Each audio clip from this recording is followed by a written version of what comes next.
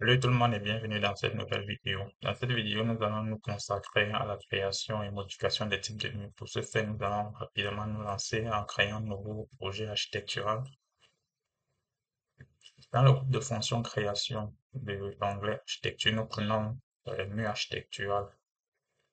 Pour créer un nouveau type, nous allons modifier et dupliquer le type pour en créer un nouveau. Nous allons créer un nouveau type de mur appelé papin 15, un mur extérieur en papin 15 plus des enduits de 3 centimètres.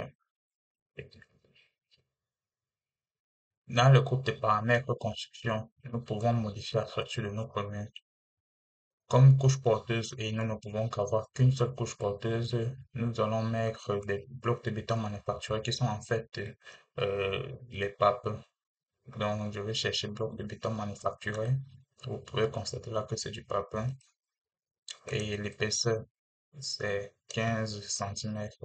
Comme je vous dis, on ne peut qu'avoir qu'une seule couche porteuse, mais on peut avoir une infinité de couches ou de strates intermédiaires, comme la couche de finition, par exemple. Je vais insérer une couche de finition, et là, je vais mettre des maçonneries d'enduit.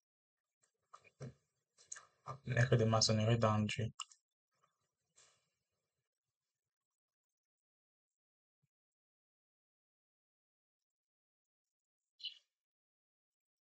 De 1,5 cm d'épaisseur, et je vais insérer une nouvelle couche en bas.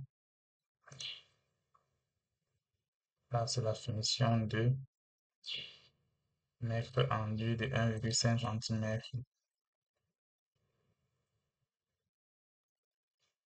Et là, j'ai créé tous mes strates de mon mur. Vous pouvez vérifier ces stratifications à ce niveau-là. J'ai ma première couche d'enduit, mon porteur et ma deuxième couche d'enduit. Après avoir fait cela, il suffit de valider. Il suffit de valider.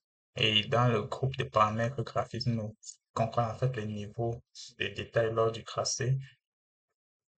Les matériaux de finition automatiquement récupérés en fait de ton matériau de la couche porteuse ainsi que les propriétés analytiques qui sont récupérées dans les couches de notre mur et ensuite calculées. Les notes d'identification, en fait, sont les notes, par exemple, du fournisseur ou du fabricant, ou alors de celui qui vous livre le matériau. Les paramètres IFC, si vous voulez partager votre maquette en BIM, il suffit de paramétrer cela afin que votre maquette puisse être utilisable par d'autres logiciels plus facilement. Là, en appliquant et en validant, on a créé un nouveau type de mur. Vous pourrez le retrouver ici. Un nouveau mur extérieur en papin de 15. Nous allons nous lancer maintenant dans le tracé des murs. On peut tracer les murs avec contrainte ou sans contrainte. Si les murs sans contrainte, cela signifie que vous devez vous-même imposer la hauteur à votre mur. Là, c'est là qu'il faut le faire. Vous pouvez aussi l'avoir à ce niveau. Et un mur avec contrainte, en fait, c'est un mur qui peut aller d'un niveau à un autre. Et à chaque fois, la hauteur de ce niveau change et la hauteur du mur aussi change. Donc, il suffit de dire, par exemple, que votre mur part du niveau 0 actuel où nous sommes jusqu'au niveau 1. Et là, ça va automatiquement calculer la hauteur de notre mur et nous mettre ça ici qui est de 3 mètres. Donc, là, je veux tracer un mur sans contrainte de 2 mètres.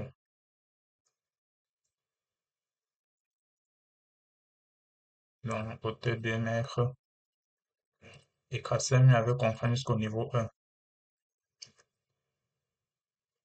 Ok. Je peux me placer en vue en élévation est pour bien visualiser cela.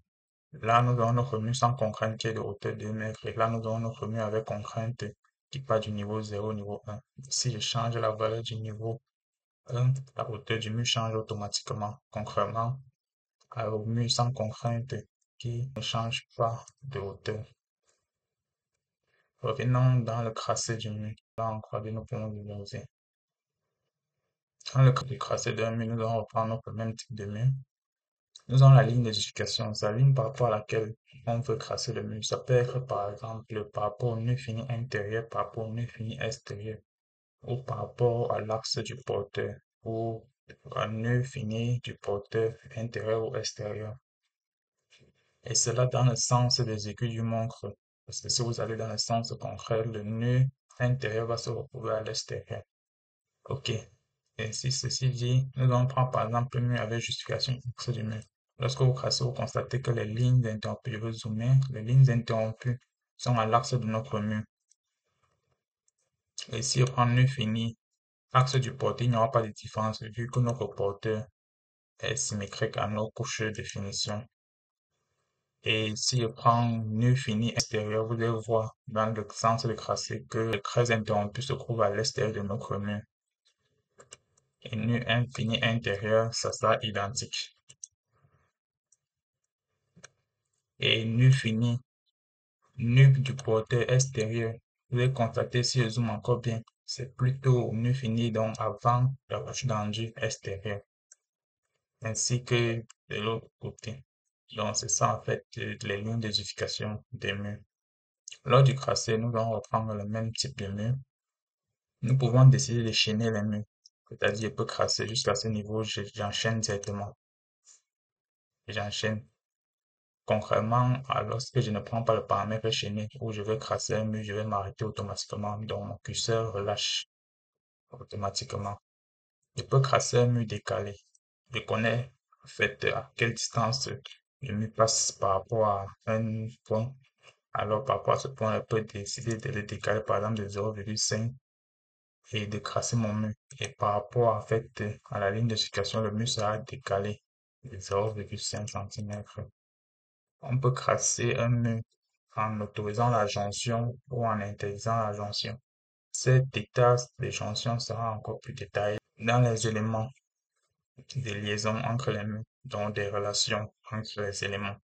Un élément joint, cela signifie que par exemple l'état de jonction est autorisé. Lorsque je trace les murs, on voit bien que il y a une jonction qui se crée automatiquement. Mais si je prends un autre mur et j'interdis la jonction, lorsque je vais tracer, automatiquement vous allez constater que les murs ne sont pas joints. C'est ça en fait l'état de jonction. Cela permet de gérer en fait la liaison entre les murs.